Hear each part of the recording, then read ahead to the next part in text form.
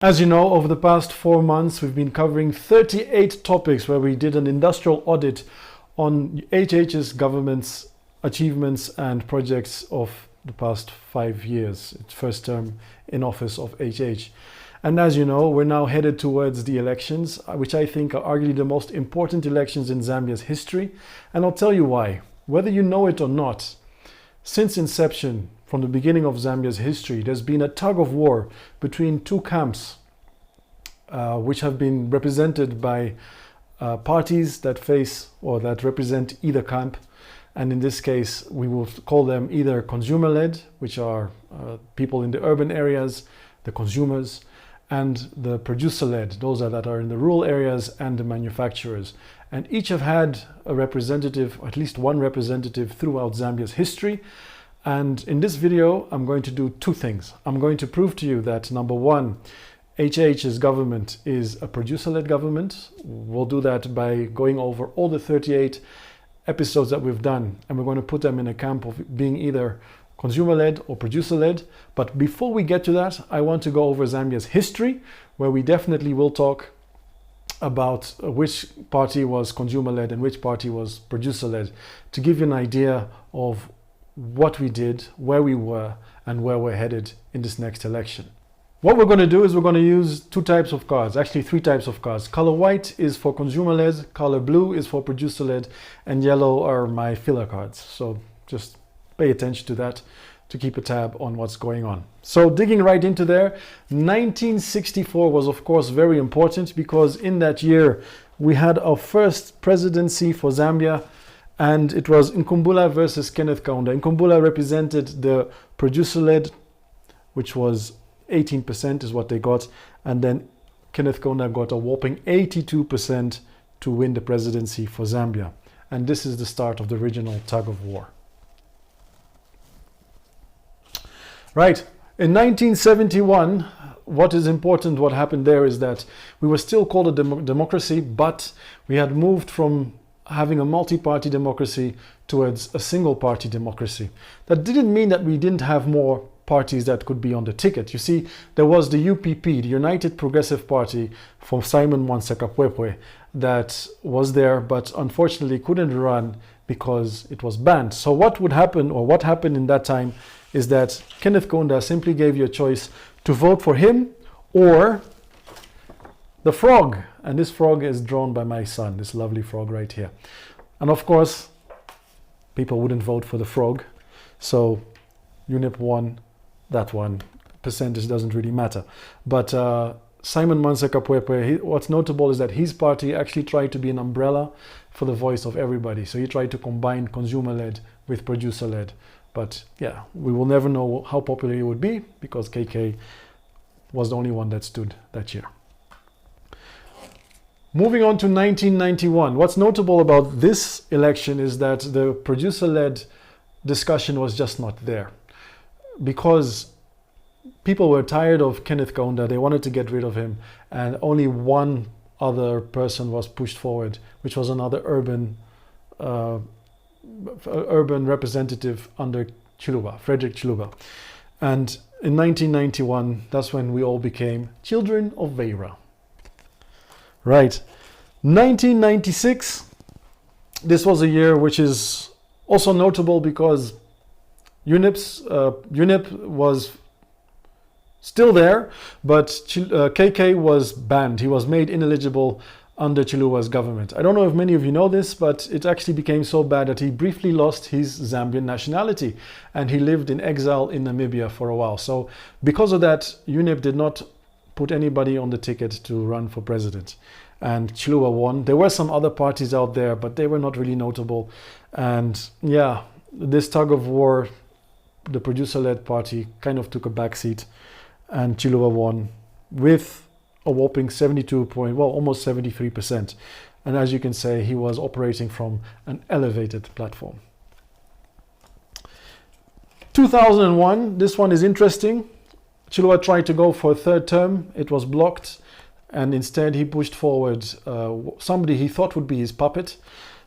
And this would mean that for the producer-led parties, we had the UPND, Anderson Mazoka, getting a 27% versus Patrick Levy Mwanawasa, who got 29%. So you could see the tug of war was quite tight there.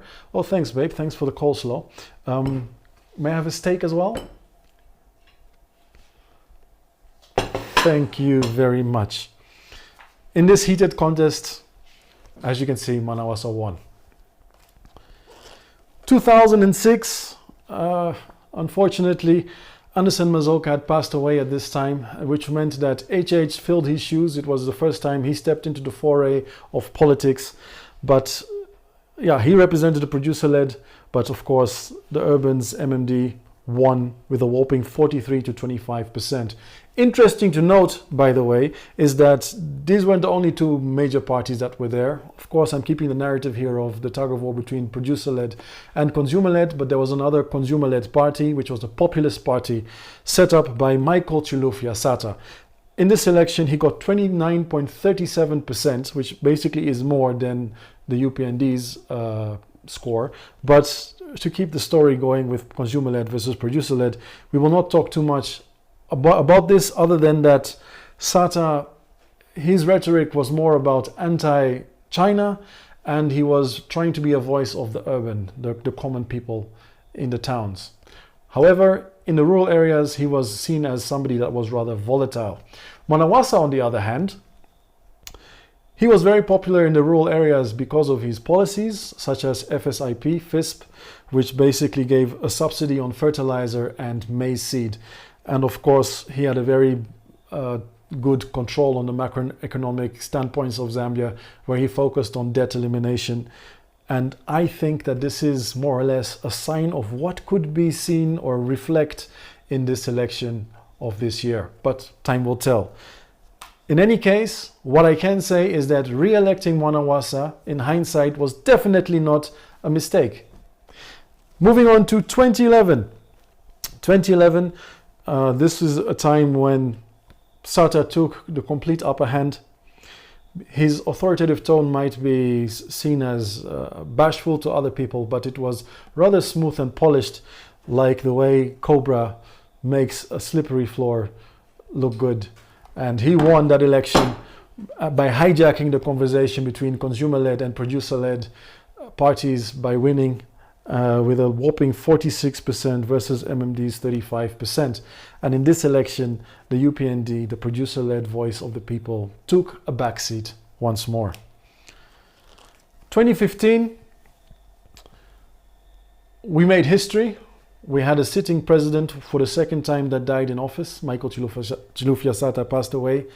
And because of that, the vice president became the first white person in post-colonial Africa to be president. Briefly, he was of course a stand-in president. He was the eighth of the list of 7 presidents that we have. He was number 8, and he was acting president to make sure that there was a smooth handover, in this case to the Populist Urban Patriotic Front under Edgar Chagwa Lungu. But you must see that it was a very tight contest between the PF and the UPND with a mere 1%. So this was a very tight tug of war. As you can see, it's heating up with ECL winning that election. Right. Moving on to 2016, the tug of war heated up even further. And you can see that ECL won again, this time by increasing his lead to 3%. And that is basically how he managed to retain and maintain his presidency for a second term. And, oh, sorry, Bali's calling me. Let me just decline that call here, sorry. Right, I'll call Bali back. Where were we? Right, 2021, finally, the producer-led party won by 59% to 39%. UPND, which was of course HH, beat the PF by more than 1 million votes. And this is which basically leads us to the 2026 industrial recap, which we will focus on right now. But I'm going to go for a quick intermission to have my lunch, and I'll get back to you. Right, moving on to the main subject now. I'm going to camp, like I said, every topic into one of two segments. Either one is producer-led, which will be blue, or consumer-led, which is white. Consumer-led also is called urban. I've written urban on the card to make it easier for you to read there on the camera. Okay, so to start off, of course, everything was under financial intensive care. Why do I say that? Zambia had defaulted on its Eurobond loan under the previous government, the PF government. And basically, before we continue on talking about the projects and the subjects that we covered in the 38 episodes, we need to really say that we need to understand and acknowledge where we are coming from before we talk about where we went from 2021 to 2026, which basically was survival mode. Now, I know debt restructuring sounds a lot like a cure for insomnia, but we need to address it, we need to talk about it, and you need to know that we cannot build a nickel mine when we have a bankrupt treasury. Also, it's a boring debt restructuring deals that we're talking about, but these were the foundations for every project that you see after that. So pay close attention. All right, here we go. Microfinance. This was 94% debt restructuring that was done. Of course, like I said, this is an urban decision.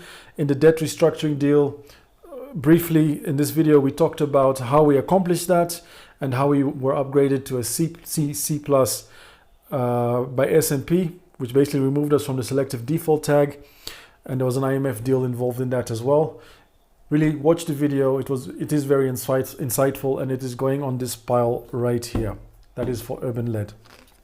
Okay, continue with urban-led. We've got a Eurobond buyback. Again, this is an urban-led decision. Maybe I should explain to you what urban-led is. Urban-led, basically, you should see it as something that affects the budget directly, the fiscal budget of the government, versus producer-led, which will affect the GDP, right? So have a look, think of that in the back of your head. Right, Eurobond buyback, urban-led decision. The Eurobond buyback was great for Zambia because not only did it help us regain control over the Eurobonds that we had given out by buying them back, but also it saved a bunch of money, $275 million US to be exact. That money didn't just disappear. It is very transparent. It has been put in a separate pot.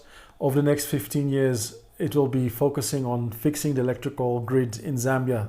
So that's very foreseeable, which is great because I said it is an urban-led decision, but by putting it into that pot that is going towards improving the electricity in Zambia, it now becomes a producer-led result as well. So this is why I say, well, according to me, HH is a producer-led president. And this is just a small example. Moving on, there's the international leverage, the EU Critical Minerals Partnership. Of course, this is again an urban decision.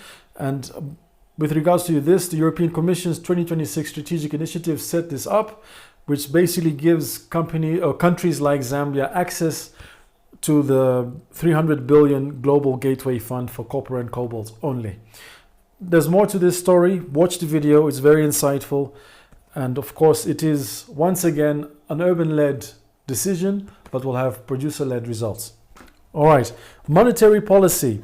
Bank of Zambia's rate hikes. The Bank of Zambia reduced the monetary policy rate by 75 basis points, down from 14.25% to 13.50%. And there's some liquidity constraints that were into it, and the government had to do a balancing act of spending on projects as well as money going towards debt restructuring. Watch the video. Once again, this is an urban-led decision. Okay, foreign exchange markets. The forex stability, this had to do with a focus on the Kwacha-only mandates that we did. The Bank of Zambia basically gives a mid-rate for those contracts that are in forex that they need to adhere to make sure that the payout is according to the mid-rate of the Bank of Zambia. More on that in the video that we talked about, but very clearly this is an urban-led decision. All right, lastly on this one, we also talked about fiscal policy or the budget analysis. This was the last budget given out before the 2026 elections that will happen in just a few days. What is notable about this one is that it was a 253.1 billion kwacha that is going to be spent in 2026 budget. And what is notable is that 81.6% of this budget is coming directly from domestic revenue. This is the first time in a very long time that the government is relying on its own assets rather than foreign help to get to its expenditure. So this is very exciting. There's a more other things that we talked about, such as the help that government is providing to SMEs that want to get a loan by backing those loans rather than getting collateral. Bank is setting up some funds for that, 5 billion kwacha. Watch the video more about it. Again, this is an urban decision, but will have producer-led results if done rightly. Okay, now let's talk about social impact. We all know, as you've seen, that there's a lot that was done to make sure that we would become fiscally responsible once more, but it doesn't mean that you stop being or stop giving social impact projects, stop doing social impact projects. And this is what we're going to talk about, or this is what we did in the next few episodes that we spoke of. And again, it's an urban-led decision. This is the local finance CDF impact report. This again is interesting. It is a decision that is urban-led. It's affecting the fiscal budget, but at the same time, again, it has an impact on the producer-led economy because this project backs SMEs in rural areas that basically will produce things that will help grow our country's GDP. So again, it'll have producer-led results. Brilliant. Okay, social policy, free education. We spoke about this. Of course, this is also now brought into law just before or just after HH's birthday, I recall. I think it was around that time. Basically, free education is now mandate, it is law, so even if we do get a different president in the upcoming elections, they cannot just quickly change or get rid of free education, which is great. Again, this is an urban-led project because it affects our fiscal budget. Someone has to pay for the free education, that's the taxpayer. But it also has producer-led results because as we increase or ramp up our manufacturing, you need to have a skilled workforce. And by implementing this free education, those 2.2 million, I think it was roughly that figure, kids that were pulled out of school because of a lack of funds and have gone back thanks to free education will now get some form of education that can be put into this skilled workforce, God willing. Okay, staying with the labor market, the civil service recruitment drive, obviously another urban decision. Under the HH's government, over 100,000 civil servants were put on the payroll. This is one of the biggest drives, I think, in Zambia's history of recruiting civil servants. Of course, this is an urban-led decision. It also puts quite a bit of strain on the budget because you can't just get rid of the civil servants once you've hired them. So you need to make sure that the budget stays stable. Watch the video to see how exactly this will be put in place. And again, urban-led decision. Moving on to CDF loans youth deep dive. We're still with the CDF loans. It's still an urban decision. In this video, we basically looked at what pitfalls youth must look at when getting a CDF loan and what the opportunities are and what the pitfalls are if they don't pay back the CDF loan. Watch the video. But yeah, once again, this is an urban-led decision. Lastly, you have social infrastructure, the Chimwemwe Level 1 Hospital. This is the urban bridging the gap to producer. Why do I say this? Well, Chimwemwe Level 1 Hospital is in Kitwe. This hospital, by the way it has been implemented, will now take away patients from Kitwe Central, which basically makes sure that we're decentralizing away from Kitwe Central, which means that it is an urban decision, but again has producer-led results. It's a very interesting topic. Watch it and you see how NEMA also helps to have these level 1 hospitals be self-sustainable. Watch the video, tell me what you think. All right, now let's talk about a bit about decentralization. HH's government has been very big on decentralization. And through these topics discussed, we will find out why these reforms will help producers to be able to increase their production and be better at it. Okay, so let's talk about the first one, which is governance, public procurement reforms. Of course, it's another urban-led decision. And in this video, we talked about two things. We talked about the SI 45 and the SI 61 statutory instruments. And SI 45 focuses on public procurement.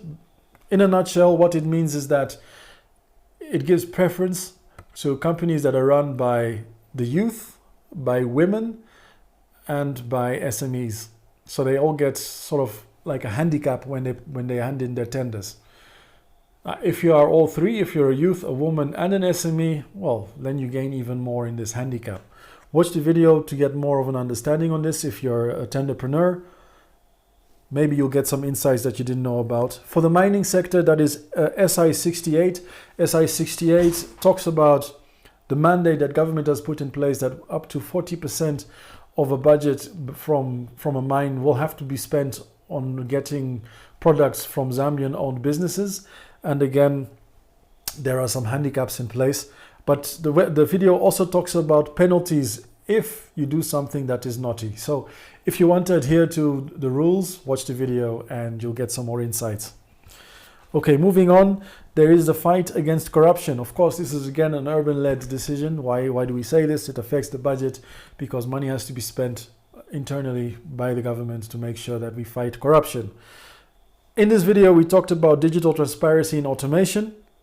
So we talked about the ZAM portal, amongst other things. We also talked about bureaucratic friction and solutions, and we spoke about recovery and foreign investment. Why do we talk about this? Is because by having transparently fought corruption, an influx of $2.5 billion US from foreign direct investment has been put into Zambia as a direct result of this. And also about 2.4 billion kwacha was recovered in the fight against corruption, and that money was put directly into CDF. So again, everybody benefited in this fight against corruption.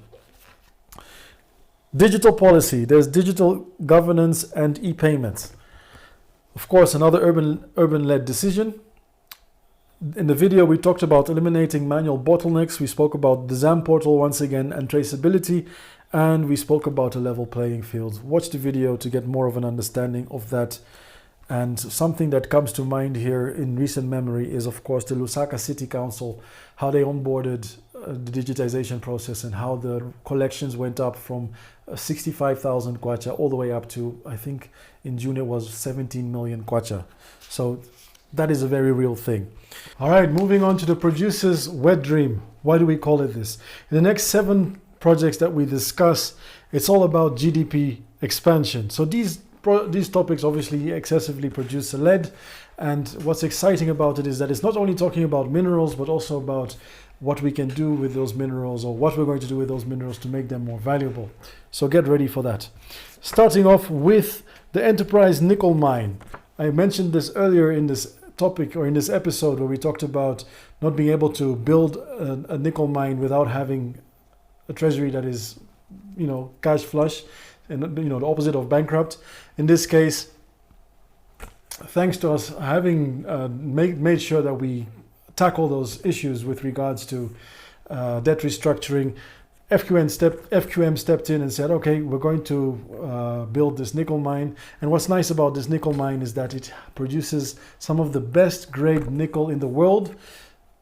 Competitors are countries like Russia. Russia, of course, is facing quite a bit of scrutinism and backlash because of its war against the Ukraine. So it has been put under sanctions by the EU, and thus the EU is in desperate need of finding other countries that have high-grade nickel, and Zambia is one of them.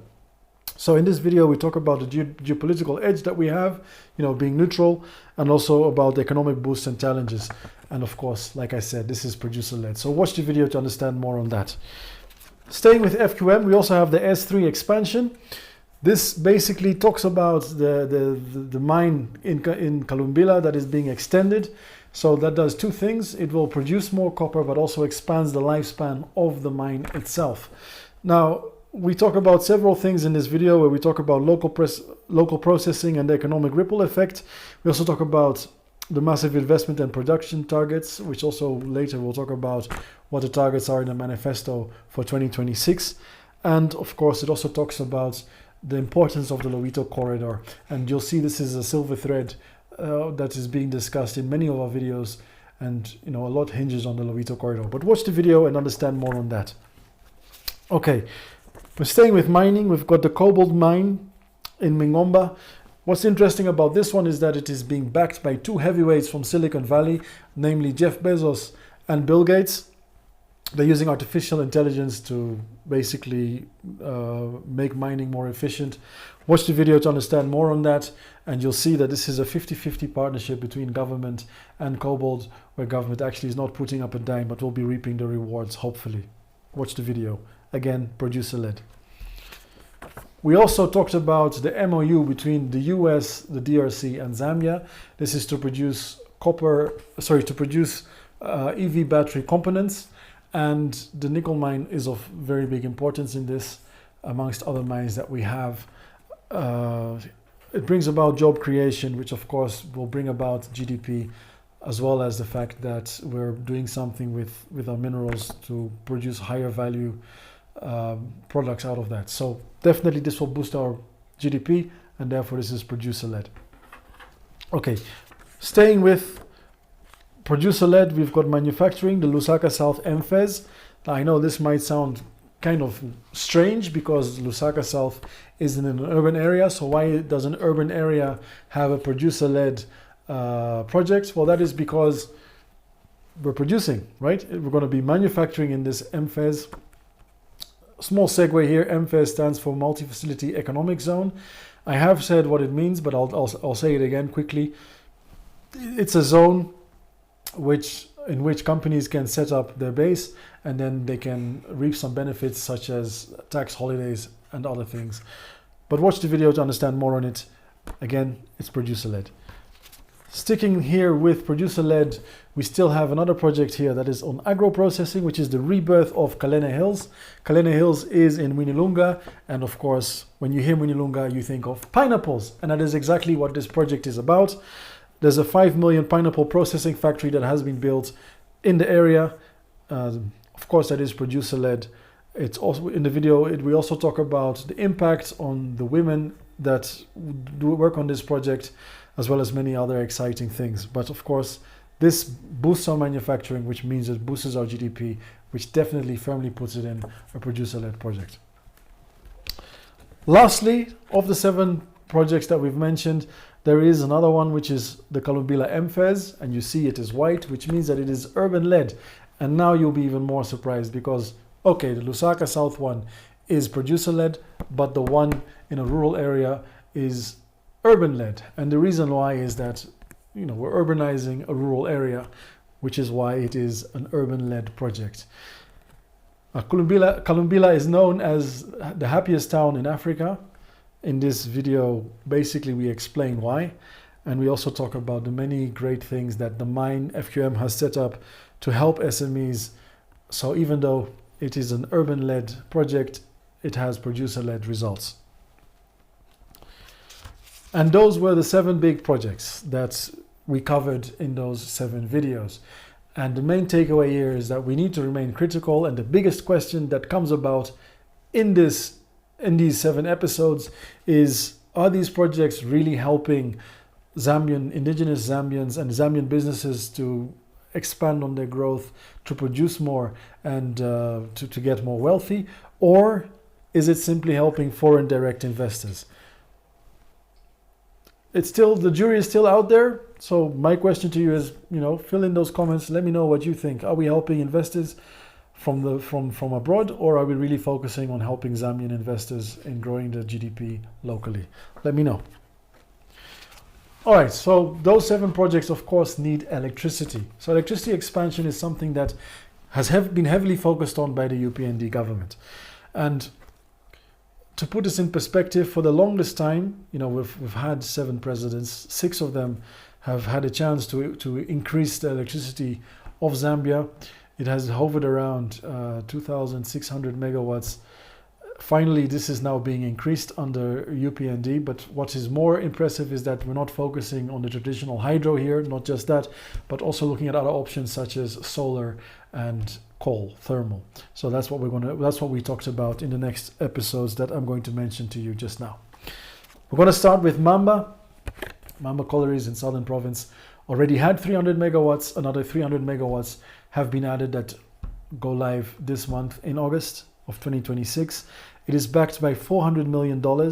And what's interesting is that some of the money that has been gotten, about 200 million, actually came from NAPSA, which means that the interest that is being paid back, as well as the money that's being paid back for it, is going back into Zambian coffers, which of course will boost our GDP even further. So it's a double whammy. Watch the video to understand more on that. We also did some green energy, such as the Masdar 2 gigawatt project. Now the Masdar 2 gigawatt project is done in conjunction with the UAE. UAE's Masdar. This initiative aims to double Zambia's total electricity capacity, with the first 300 megawatts phase expected to feed the national grid by the end of this year, end of 2026. It's an equity model, so basically Zambia gets a stake, the Zambian government gets a stake without putting in a single dime. Watch the video to understand more on that, but definitely producer-led. Okay, then we also have rural solar mini grid revolution. This is interesting. You may not know this, but 60% of the people living in rural areas, in Zambia, do not have access to electricity.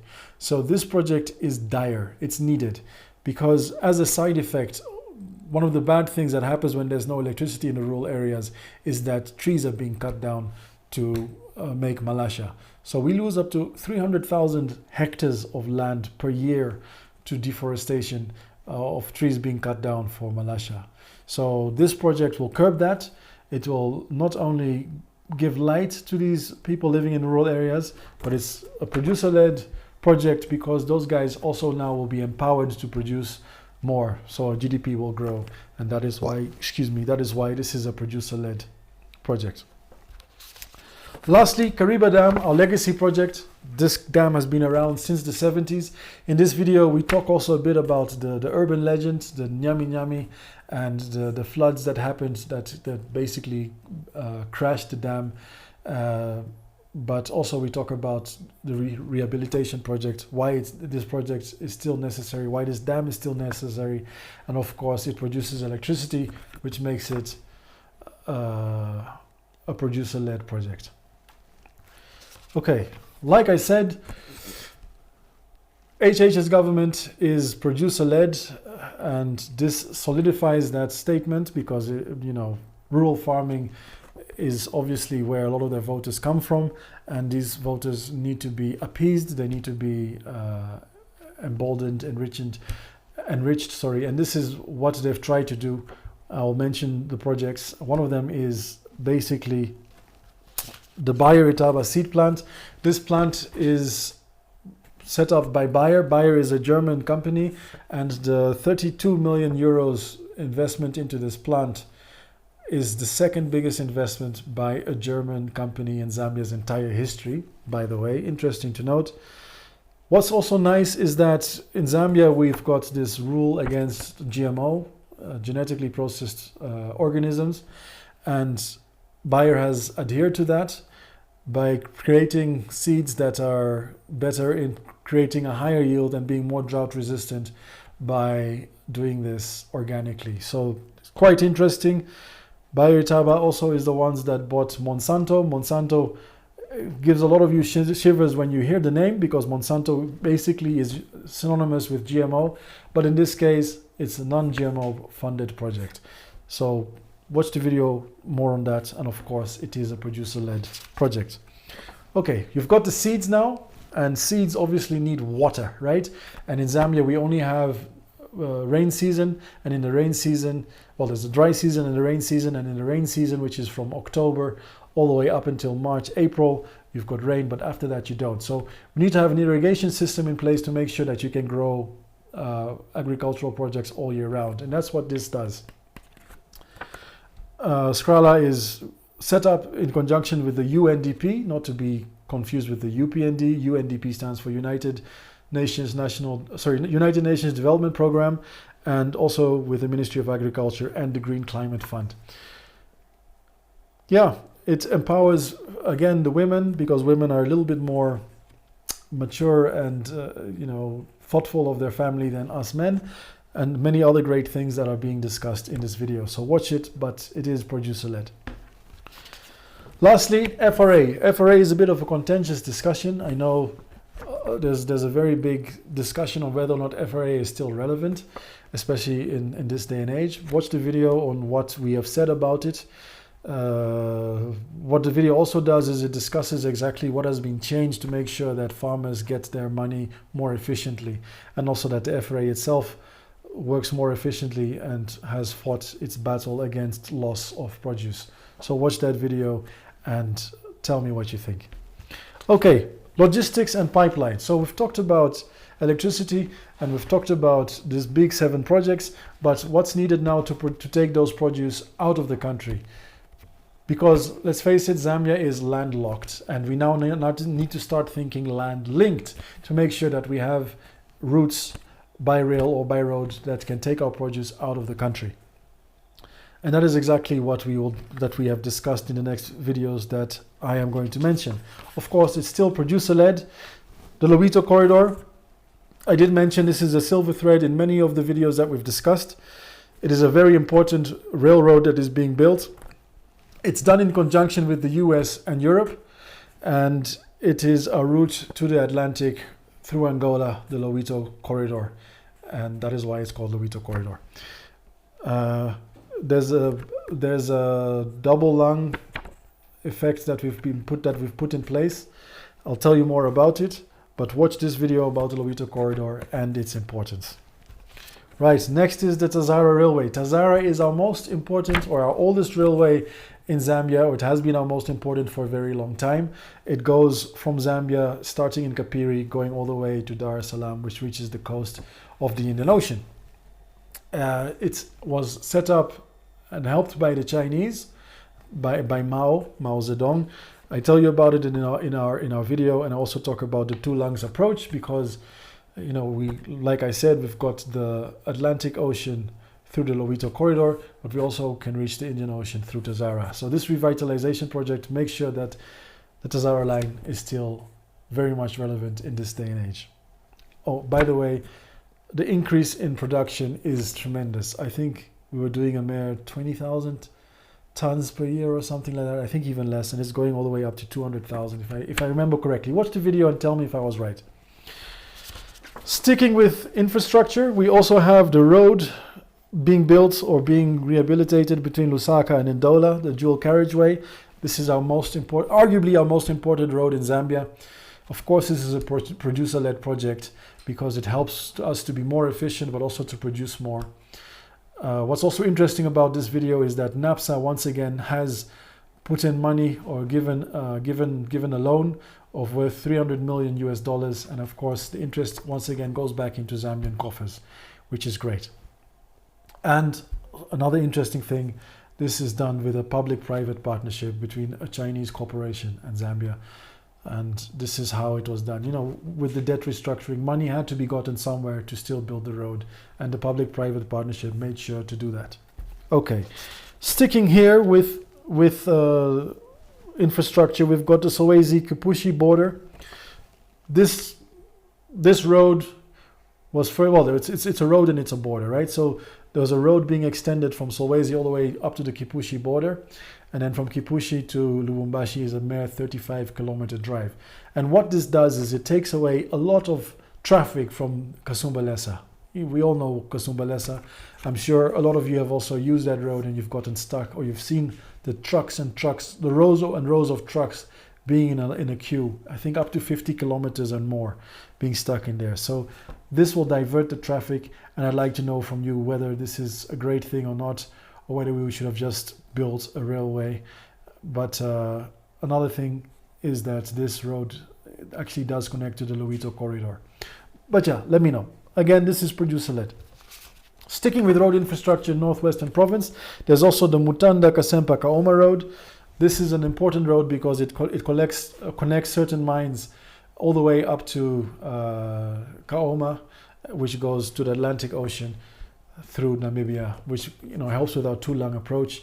Already we had the option to the Atlantic Ocean with the railway going all the way to Angola, but it's always important to have another route, and this one is to Namibia. and we call that the Atlantic Hedge Strategy. Watch the video, there's more on that, and of course, tell me what you think. There's the Chambeshi Bridge repair. This is pretty much what you would call the Trojan horse that ensured that the railway, the Tazara Railway, was revitalized. Why do I say this? Well, this bridge actually collapsed. And when it collapsed, the trains actually pushed up to the Chambeshi Bridge, actually up to Kasama, if I remember correctly. Kasama, the goods were loaded onto trucks, then moved across, and then after the Chambeshi Bridge, it was now taken back onto the railroad to connect all the way to Kapiri. This is where the government realized they need to do something about it. They need to revitalize the Tazara Railway, which is exactly what they did. And they actually saved a ton of money by just revitalizing this rather than putting a whole new railway. Watch the video to understand more on that, but of course this is producer-led. Sticking with producer-led, we've also got acro bridges that were set up in Zambezi. These acro bridges were led to farmers in the rural areas in Zambezi. In the past, these farmers could only come to their islands or their lands by using a ferry. Those ferries have been replaced by acro bridges, which are active 24/7 and basically act as a gateway from the farmer's land all the way to hubs like Lusaka and the Copper Belt. And of course, I did mention to you the Skrala project and the Itaba Bioseed project that of course feed right into this. So you see there's a lot of synergy in all of these topics. But again, this is producer-led. Lastly on this, we also have the digital economy, which is Starlink versus Zamtel. Now, Zamtel actually plays a bigger role than you might think in making sure that Zambia increases its productivity with manufacturing. And this is because in this day and age, you really need the internet, right? So Zamtel is fighting or competing with more modern companies like Starlink by using legacy systems.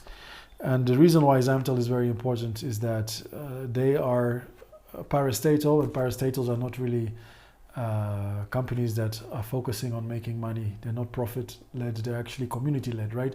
And they have to make sure that people in the community, even those in the rural areas, have access to internet to increase and improve productivity. And in this video, we talk about the challenges they face by going head-to-head with companies like Starlink. So watch the video to understand more on that. Last topic that we discussed is tourism. Zambia, we say, is the real Africa. And it is a sentence that we've coined many years ago, but somehow I feel like that's where it ended. We don't really talk much about tourism. We don't really do much with tourism. And thankfully, under this government, that is being changed, right? I'll tackle two topics, or I have tackled two topics about this. And this will bring about more tourism coming into Zambia through, number one, the Kasaba Bay Master Plan. Kasaba Bay is in an area in Northern Province. It is basically along Lake Tanganyika. It is a very beautiful area. I, for one, have packed my swim trunk to go there sometime this year, hopefully, or maybe next year, to really have a look. There's the Nsumbu National Park there. And of course, Mbala is very close by, which is where World War I ended. So there's a very nice museum there as well. So if you have time, go there.